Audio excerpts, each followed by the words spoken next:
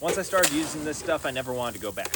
In the winter months, my hens have always laid hard with this feed. Even breeds that are supposed to only lay consistently for 2 years, I've had them lay consistently for 3 years. I've been using this feed or variations of it for over 3 years now and just had great results with my birds. Because of the variety of the grains here, they're getting most of the nutrients they need. The one thing this is lacking, the real pitfall of this feed mix, is it doesn't have B12. B12 is a nutrient necessary for your metabolism and the metabolism of chickens. It comes from meat, insects, seafood, and from fermentation. So you can get a little bit of B12 into this feed by fermenting it, and there's plenty of other reasons to ferment it. If your birds are free ranging, they're going to make up that nutritional deficiency just from the environment. They should have no problem doing that. It's easy for them to get B vitamins just by scratching around, finding bugs every now and then. If you're not free ranging and you're really worried about the B12 and don't think fermentation will be enough, you can always add some freeze-dried mealworms or black soldier fly larvae to this. That'll have the B12 they need, along with a whole host of other vitamins and minerals and micronutrients. It's something I've done in the past too. But with a free range flock like this, I don't worry about it at all.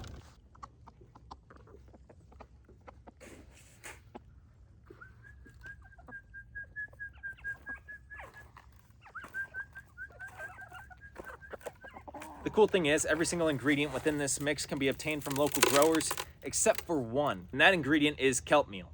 I live in Idaho, so obviously I can't get that here. It's added for mineral fortification, and because my flock is free range, it's arguably unnecessary. I prefer organic ingredients, but when those aren't available, I make sure at least everything is non-GMO. Because this is a whole grain feed, almost every ingredient is growable, sproutable from the chicken feed itself.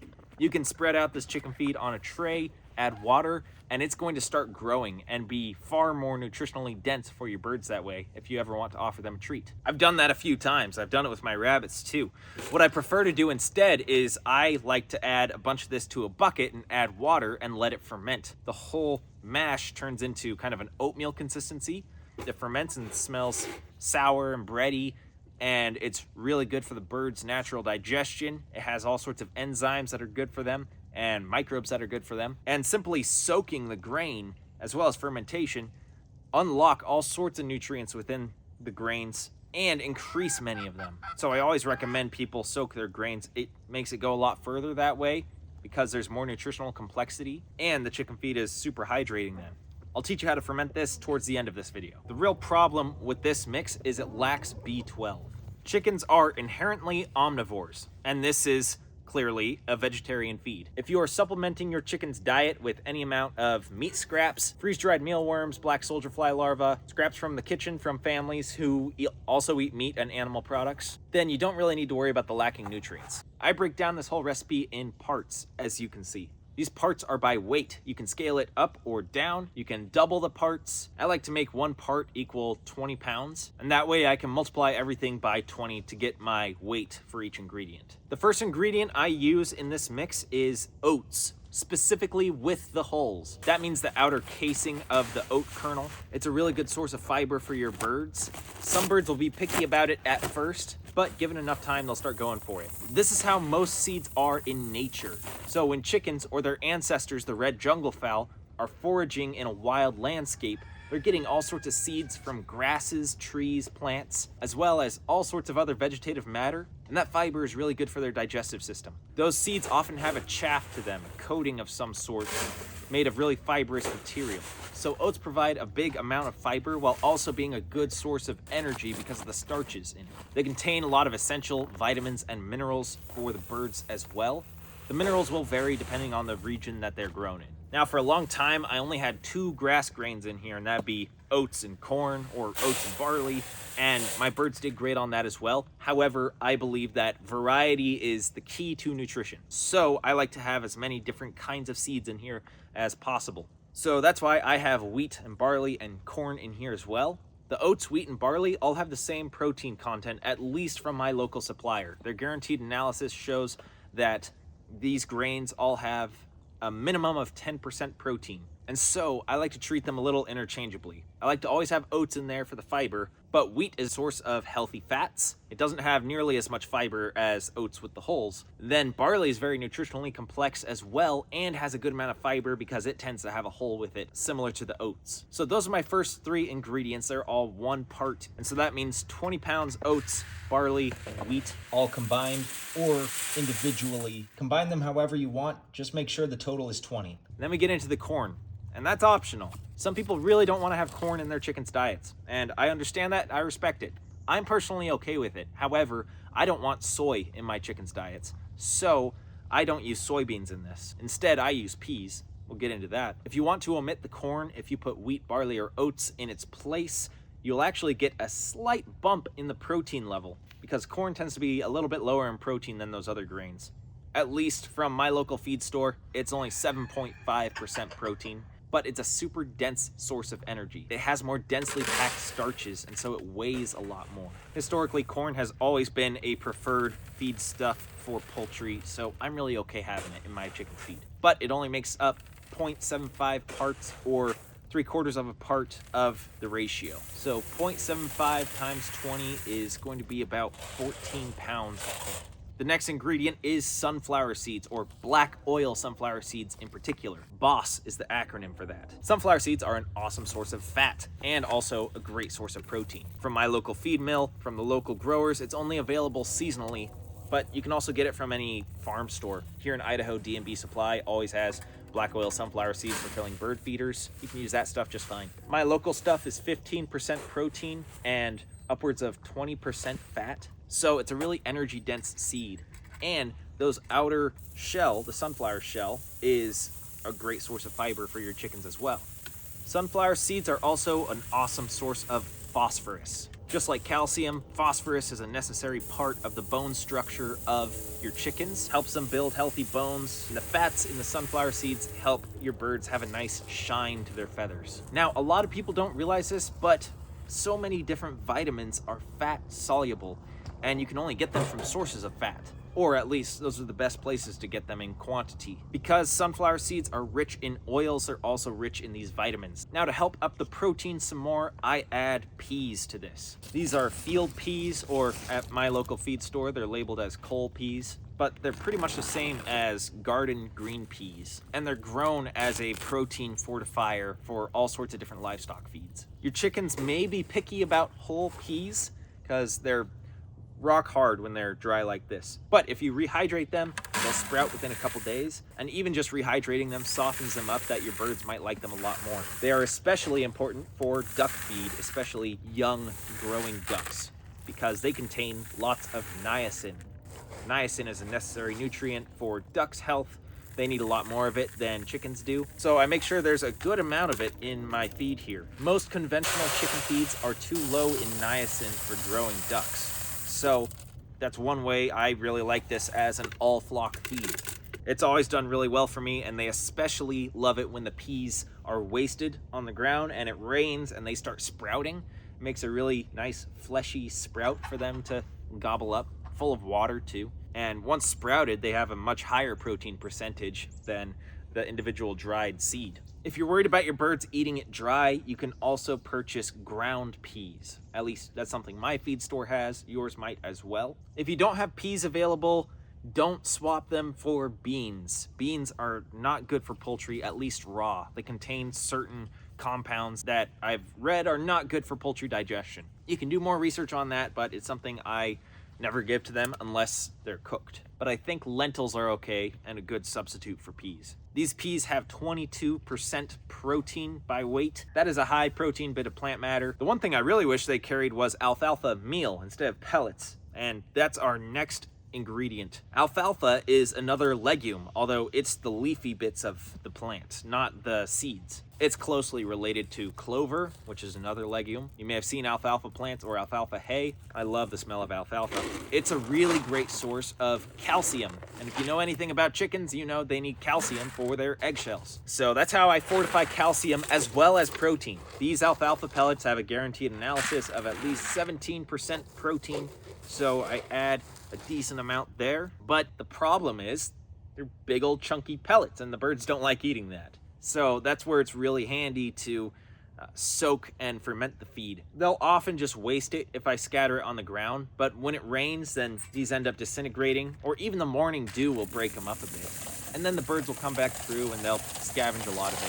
Fermenting it ensures that it gets used quickly. Now, you do want to be careful about the fermentation when you have alfalfa pellets in the mix, because when alfalfa hay goes moldy, then it produces really toxic compounds that act as blood thinning agents. You want to be super careful that your fermented feed does not go moldy, because it's extra toxic with alfalfa in it. However, if you have a natural, clean fermentation, which you'll be able to tell by the smell and the look, you have nothing to worry about. It doesn't produce those toxic compounds if it's just normal yeast and bacteria fermentation. It's mold specifically you gotta look out for. The alfalfa pellets have a good amount of fiber as well, because it's the whole plant, the whole above ground part, including all the leafy bits and the hard stalks of the plant, all ground up, pressed into pellets. So great source of fiber for your birds. It's a deep-rooted perennial that mines minerals from deep in the ground, so great mineral fortification, but tends to be lower in fat. And that brings us to our next ingredient, which is flaxseed. If you know anything about flax, you know it's very high in omega-3 fatty acids.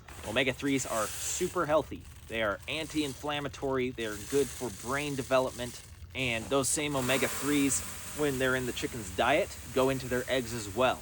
Now, you don't necessarily need to be getting omega-3s into their diet through flax seeds for them to have a high omega-3 egg. Studies have shown that when livestock are eating lots of fresh grass, their omega-3 fat production goes way up, as opposed to their omega-6 fat production.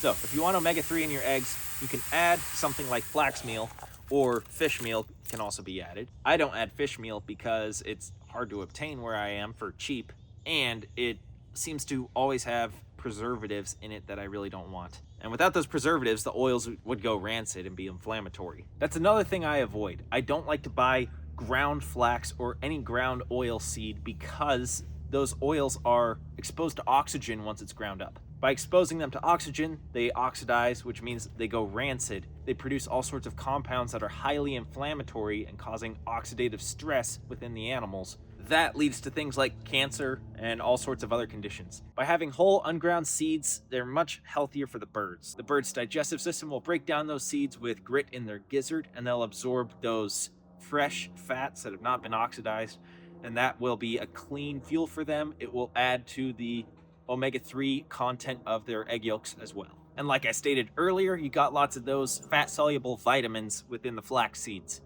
Flax is also really high in protein, so I have it as 1 part of this ratio as well. With all that, there's only one more ingredient, and that is kelp meal. It makes up a very small percentage, very small fraction of this feed mix. Kelp meal is added as a mineral boost. The really great thing about kelp is it is a natural source of iodine.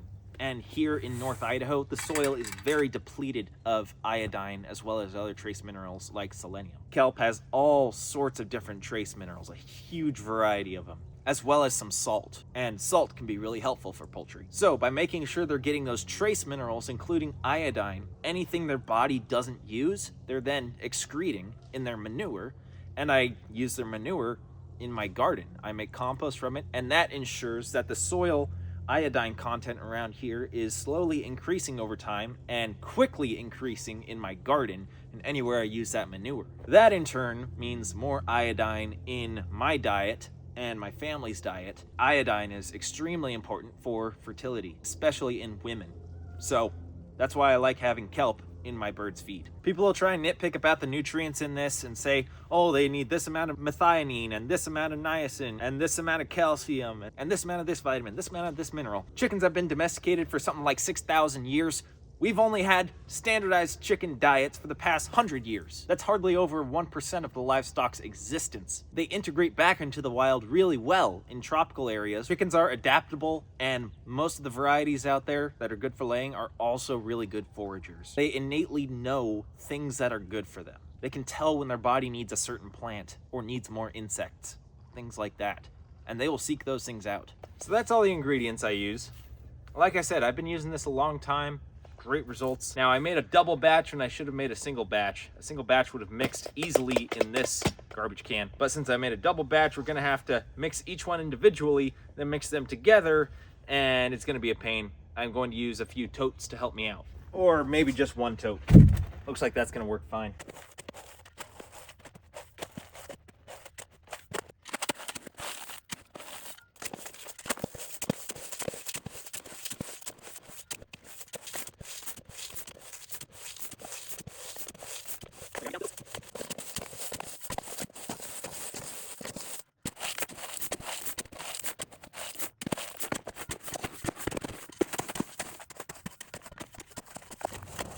Now the crazy thing is if you milled this up and made a pellet out of it, it would have a lot more plant diversity than most conventional chicken feeds. But of course, it's cheaper for manufacturers to add synthetic vitamins and mined minerals than it is for them to actually add the plants that have those nutrients. Like I said before, chickens are an animal that does incredibly well in the wild, finding most of their nutrition just from the environment. Funny how that works. A domestic animal able to get its nutrients from the environment that doesn't actually need a standardized chicken feed? It's almost like domestic animals came from nature and that chickens have always been raised on a wild diet and standardized feeds are perhaps a modern luxury. But that's crazy talk.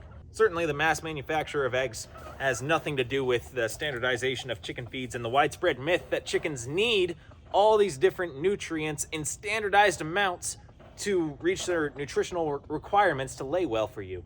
A whole grain feed like this has 0 preservatives. It will last for years without losing nutritional value. Prior to industrialized egg manufacture, homesteaders were feeding their chickens kitchen scraps and grain from their grain fields. There'd be weeks or months on end where the only thing the chickens are eating from humans is corn and barley and wheat, but usually just one of those grains in any particular season. Anyway, my point being, this layer feed has worked really well for me. It works well for my ducks too. It's going to work well for your chickens, especially if you ferment it, sprout it, or add a little bit of animal protein into their diet as well. And that's only if your chickens are confined. If they're free range, they're going to get those additional nutrients without much trouble at all. My chickens hunt mice, grasshoppers, voles, flies, earthworms, caterpillars, grubs, earwigs, beetles, squash bugs, and more. When you pay attention to your birds, you realize they are getting a really varied diet, even in an area that seems barren. Fermenting any chicken feed is actually really simple. You just want to take a 5-gallon bucket, fill it up about halfway, and then fill it up about 3/4 of the way with water, maybe a little bit more. Different kinds of feed will absorb different amounts of water, but basically you want it to be a wet feed. You want it to be almost oatmeal consistency once it's absorbed all that water. If it's too dry and crumbly, it will be prone to mold, and you really want to avoid that with this feed because it has alfalfa in it. Too much water is better than too little. At the worst, you'll just have to scoop out some of the water. If the temperatures are above freezing, it will eventually ferment. If it's hanging right around freezing and it's getting a little ice on it in the mornings, it might take like a week or 10 days to start fermenting. You can feed it to the chickens at any point within that. You can even let it ferment for over a month. It's developing healthy bacteria and yeast that are good for poultry's digestive system. Things like lactobacillus and acetobacter that produce all these healthy organic acids that help preserve the grains and unlock all sorts of nutrients. Those will contribute to a sour smell in the chicken feed. On a summer day, if I'm starting a new batch, I can have it fermenting within 2, maybe 3 days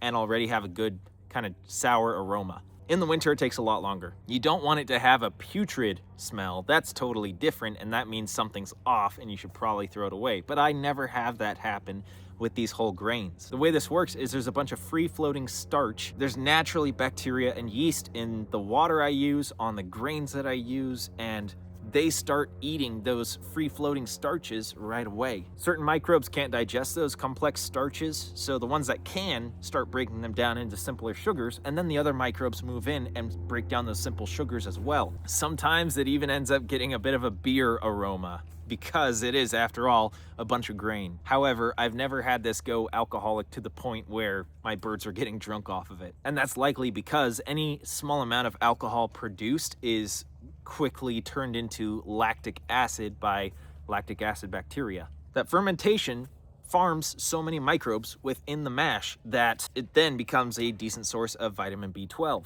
Yeast and bacteria are a good source of protein, so you may get a little bump in the protein content, and they synthesize their own vitamins like vitamin B12 and B6. Some microbes produce vitamin C. Minerals are converted into a form that's more bioavailable for the birds. Phytic acid, which is an anti-nutrient in most grains, is broken down through this fermentation too. All this means the feed becomes much more nutritionally dense for the birds, and it's full of water too, and that makes it super hydrating. Because it's nice and soft, their body doesn't need to hydrate it and use all this water from their own digestive system, and that soft texture allows their gizzard to grind up those softened grains much more easily. So they have to spend less energy digesting and can instead just take up those nutrients and have those calories go a lot further. Once you introduce your birds to fermented grain, you will see that they just love it, especially if they're free-range birds. I've seen confined birds be picky about it at first until they're taught to like it, basically. Once they start eating it though, they'll go crazy for it. All those microbes are a great probiotic for your birds as well. It's like eating sauerkraut every day. So that's my homemade feed. That's how I ferment it. This feed stores for years and you can grow it. And there's not a single mystery as to any ingredient or preservative in this. That way you know exactly what you're giving to your birds, and the quality of the eggs is going to reflect this. Thanks for watching. Please subscribe if you'd like more homesteading tips and tricks like this. There's a lot that I do in this little North Idaho homestead, and I can't wait to show it all to you.